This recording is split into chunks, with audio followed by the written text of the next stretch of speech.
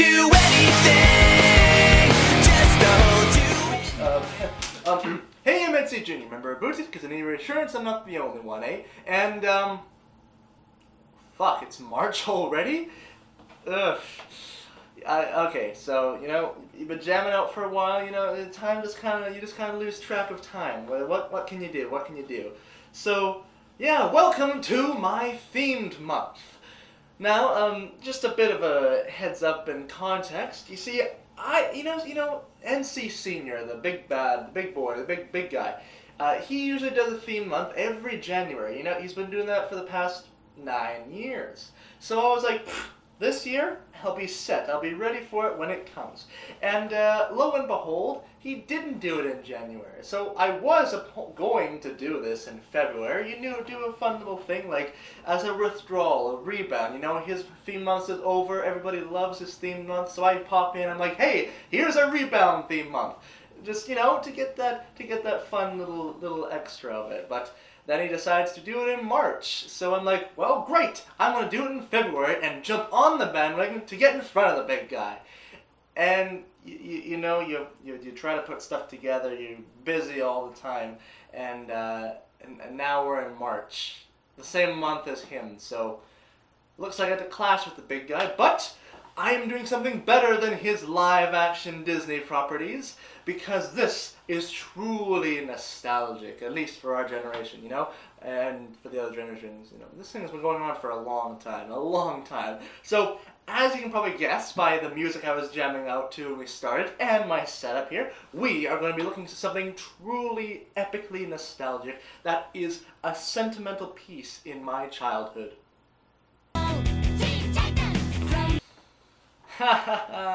Yes, I do talk about Teen Titans a lot, but unless you didn't look at my setup and the music, we are going to be talking about Scooby-Doo. Welcome to Scooby-Doo Month. Roll the intro. What's a Scooby-Doo? We're coming after you. You gotta solve that mystery. I see you, Scooby-Doo. The trail is making you. What's a Scooby-Doo?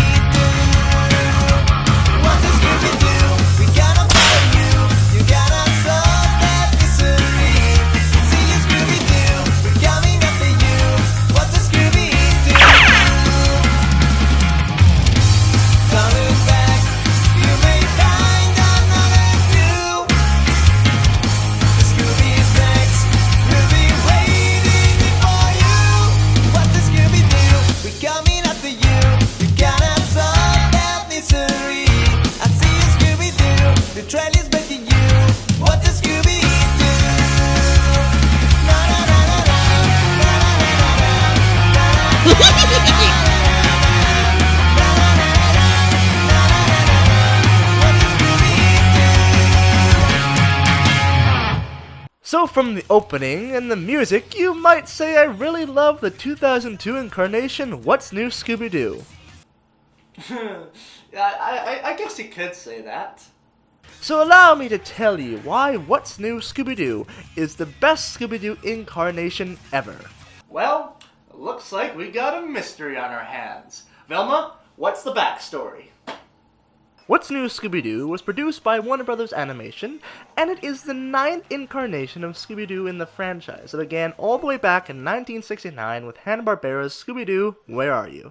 This series format revives the original with Scooby-Doo and the Gang, Fred Jones, Daphne Blake, Velma Dinkley, and Shaggy Rogers. So, you know, no more Scrappy-Doo only or Daphne only member shows or weird things over the years, but back to the original. They travel into varying locations solving mysteries. This format is modernized for What's New Scooby-Doo, and it is the first television series in the franchise in which Frank Welker respectively plays the voice of both Scooby-Doo and Fred, as well as the final one in which Casey Kasem portrays Shaggy, having, you know, originally quit the role after he didn't want to portray Shaggy eating a burger for a Burger King commercial. Vegetarians are hardcore, man. Hardcore. Like I'm starving, Scoob. Me too. Like I'll have 400 kids club meals. Me too. And that's what they came out with? Well, Besides hardcoreness of the original series, what everybody loves about the show is the mysteries, and What's New Scooby-Doo did those the best. The biggest thing of any Scooby-Doo media is the one thing at its core, and that is the mystery solving and the feeling of following an Agatha Christie or Sherlock Holmes mystery for kids. Now, in the past shows, let's face it, they were working with the slimmest of budgets. They could only afford to go so long with episodes which typically were like 15 minutes to the most 20, which isn't the most opportune time to make the most very in-depth mystery. And they couldn't go hire a lot of people because, well, they were working on a slim budget. So they usually had a small cast, typically the gang, and then 2 to 3 extra people to use as the suspects.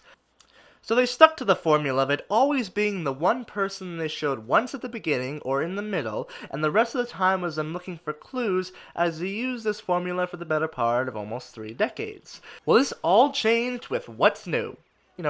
Fitting title now that I think about it, because, well, they took something old and made it new, and we're asking what's new.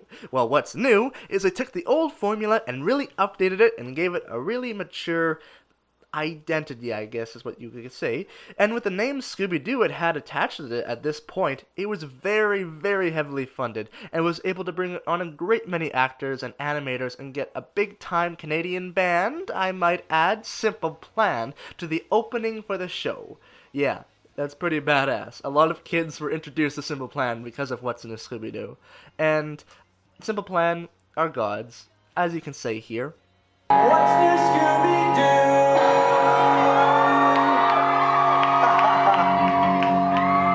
Let's see what's going to Scooby-Doo.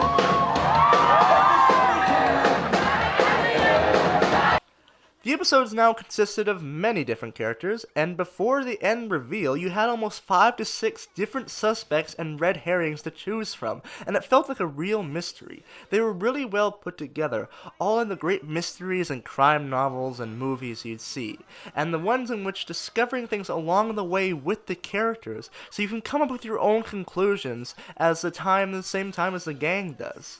This is what made every episode so fun, because you could actually participate in solving the mysteries. It was like a new episode of Blue's Clues, but you know what I mean. Sometimes you thought what the answer wasn't even close, and it completely blows you away because of how over the top they go, but just to try to shake things up and make things different. Also, you want to hear a sound? Play it! Oh, yes. That is the sweet, sweet sound of shows that were awesome. Literally, every show that had that at the opening was guaranteed to be awesome. Every show from the early 2000s that had that opening on it were awesome shows. Let's hear it again. Each episode is crafted carefully and creatively, and the show isn't episodic because things actually carry over from episode to episode to the next, making it feel like a full-length adventure story. Kind of like another show, but we'll get to that later on. But let's talk about something else besides the formula and the episode styles that carry on from episode to episode, and that would be the characters, which got a massive update and I guess a different paint job as well from the old series and all those other incarnations. Let's talk about the characters real quick. I know you might be saying that these characters are the most recognizable and probably, let's face it, the most textbook cartoon characters in history. And I would agree with you. But if they were the older incarnations, let us take a gander at the new versions of the characters that we all know and love. But let's see what's new with them. Fred Jones, the leader of Mystery Inc. Gang, who is a master at making traps to catch the villains. However, sometimes the traps fail to work when Shaggy and Scooby-Doo mess them up, but then they do their own fashionable ways of antics to catch the villain. In the old shows, he had little to no personality, But Frank Welker takes his chance with this new modernization version to really show his acting chops by giving one of the most bland characters a personality of a strong leader who puts his friends above everything else and will do whatever it takes to protect them, and also to show how manly he is, which also gets him to do embarrassing situations. Also, the running joke that he can bench 220 and how he brings it up every time he can is amazing. I can bench 220. Daphne Blake, the fashionable, rich glamour girl of the gang who defends herself with her great fighting skills. She was probably the most useless character in the older shows, and her only purpose was to get caught. She is still accident prone, but can take care of herself now.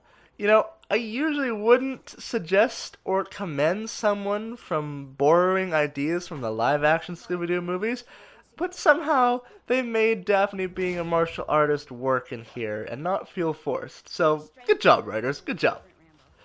Velma Dinkley, the smartest of the gang, and wears glasses because she is myopic? Yeah, okay. Thank you, Wikipedia. And yes, the jokes about her glasses falling off and not being able to see persists. But they always find a way to make it a bit different every time, and they took an idea of her being a bookworm and always falling down in the older versions and made it so she was not the best shape, so when she was running with the rest of them, she would always have to catch their breath, and they make quite a bit of jokes on it, and it was really well handled. Shaggy Rogers really needs no explanation. He is the same old Shaggy with some more meat on his character for such a skinny guy. At his voice actor's request, Shaggy was made into a vegetarian for the series, because, of course, we wouldn't want another Burger King situation. And Scooby-Doo, the best for last. And if you don't know who Scooby-Doo is, well, I just have to question the sad existence of your soulless childhood. And you know what else you would have if you had a soulless, lifeless childhood? Is if you didn't remember one of the best things about the show. The one thing that really stuck in your mind. The thing that we all know is coming up. If there's anything everyone and anyone truly remembers about this series, it's the monster chase scenes, accompanied by different catchy and all-around kick-ass pop songs from many known bands like Kiss and Simple Plan to unknown and underrated bands. These parts of the episodes were always the most fun because they were always creative and entertaining and always using the environment and the situations to take advantage, and the music always fit the mood, and it just made you get so pumped up and be like, yeah, I think I can totally handle my own against those ghosts and ghouls and goblins. Just inject me with 2 cc's of Simple Plan and right to my mains, and I'll save the day single-handed! Yeah, but the songs filled the chase scenes are badass. Now, let's talk about a show's badassness as the seasons progress, because as we probably all know, that most shows go down in quality, or stay stagnant in quality, or, you know, some of them actually go up in quality, depending on what happens in production. But let's talk about the different seasons of Scooby-Doo What's New.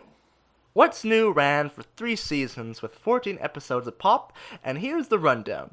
Season 1 is the show trying to find its footing, and it comes out strong and has many of my favorite episodes from the show, and every episode in this season is good to great. Season 2 is where everything ramps up completely, and every episode in this season is great, not a bad one to be said. But then we get to Season 3, and, well, I don't know if this is me, but personally, I feel like episodes got a little bit too kiddie in some cases. Yeah, I know, how dare Scooby-Doo be kiddie? It's not like that was the original intention in the main demographic, and it just so happens to have elements that adults can enjoy as well. Yeah, well, I just said, anyway, it's probably me. Also, you may be wondering why there's only 3 seasons of the show if it was so great, and to that I say, since when has a Scooby-Doo show ever gone over 3 seasons? I mean, seriously, when has one ever gotten to... Hey, that does not count. That was during the dark age of baby years, and with no show could ever get off the air, even if they wanted to. And besides, look, it even has less episodes and incarnations with 2 seasons. I think I've run out of clever segues. Fuck, how do I segue to the next thing? That'll do. These are the different incarnations of Scooby-Doo that compare to What's New Scooby-Doo. Other shows between each other are very different or very similar. From 1969 to 1985, Hanna-Barbera did nothing with the Scooby-Doo formula except add and subtract characters that weren't selling toys or capturing the prepubescent puberty-laced kids from that era. Then a pup named Scooby-Doo came along and changed it up with a new art style and a new setup and everything. But it was still in the same vein as the others. It wasn't until What's New came around that it actually, gave us something new. I've already said What's New Scooby-Doo has done, so let's move on to what happens when Cartoon Network tries to be too new. Yep, we get probably the worst thing Scooby-Doo since live-action movies. What do you think of this?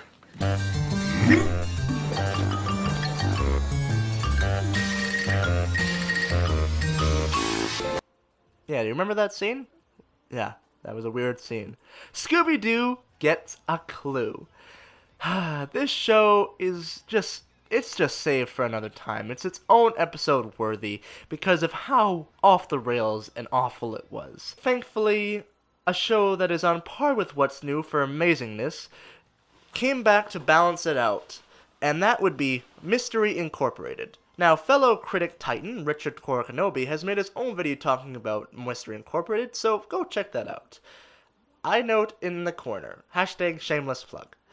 I will be talking about that sometime in the future, but maybe a double feature with Get a Clue, who knows. Then the final adaptation, Be Cool Scooby-Doo. Ugh, I know, some people shudder at the sound of that, thinking that's even worse than Scooby-Doo Gets a Clue, but, where everyone and their mother says it looks like it was drawn by Seth MacFarlane and said it's god-awful, I have a very specific place where that show goes, and it has a lot to go into, and I have a very different opinion and all this kind of stuff on the show, so it deserves its own review. Besides, I'm reviewing What's New Scooby-Doo, not spin-offs. Paul Blart, could I get a bit of help? There we go. Now to the spin-off movies of What's New Scooby-Doo. So I think one of the many ways kids of the early to late 2000s were introduced to Scooby-Doo is from one of the many Scooby-Doo directed-video movies that came out every year, with the same style and characters and universe as What's New Scooby-Doo. If you ask anyone what their favorite Scooby-Doo movie is, besides that one, they'll probably say it's one of the many ones that came out during this time. Anyway, there is a lot to be said about these spin-off movies, but I won't say them here. Now, hold on, before you think I'm going to say, in the future, I'm going to do it again like I did for the other ones. Well, actually, I'm going to kind of say that, but the future is now. Because I, for the next episode of Scooby-Doo Month, will be reviewing... Sir. Thank you, Kevin, but I had this covered. Next week's episode is going to be the top 9 Scooby-Doo movies of all time. And I know you're thinking that somebody is going to be in an obvious spot, but I am not your ordinary critic. I am NC Jr.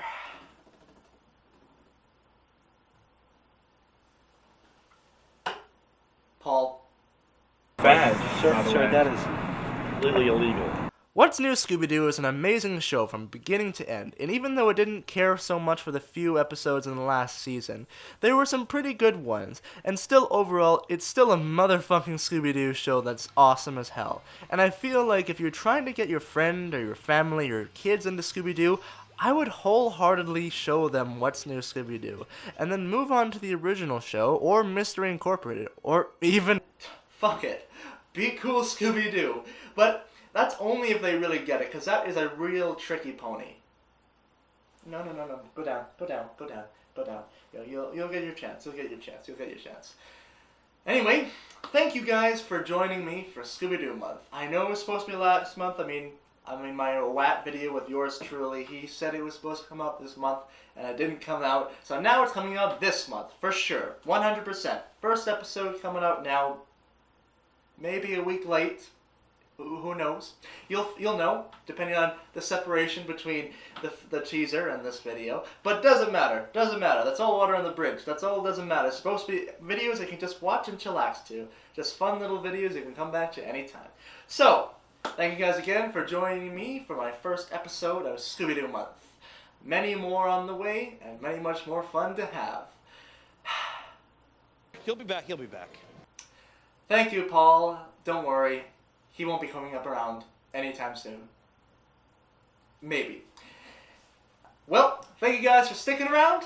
I'm Junior Doo!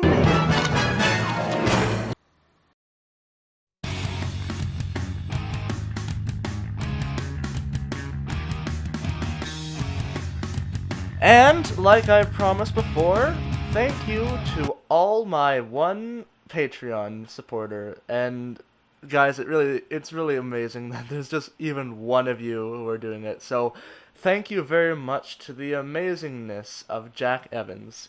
You have started this, and you will forever be in memorial, or is that the right word? Probably. You'll be forever remembered in the NC Junior Patreon. And thank you so much. It means so much. It's amazing. I love it. Thank you very much. And I'll see you guys in the next video. See ya.